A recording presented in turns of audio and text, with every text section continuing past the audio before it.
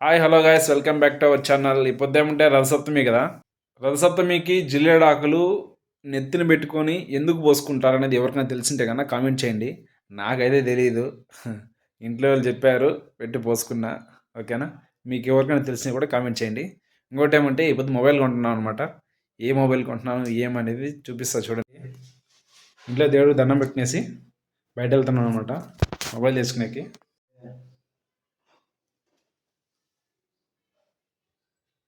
అయిపోయిందనమాట, ఇంక బయలుదేరేస్తున్నాము. చూడండి, ఇదే అనమాట మన క్లాక్ టవరు.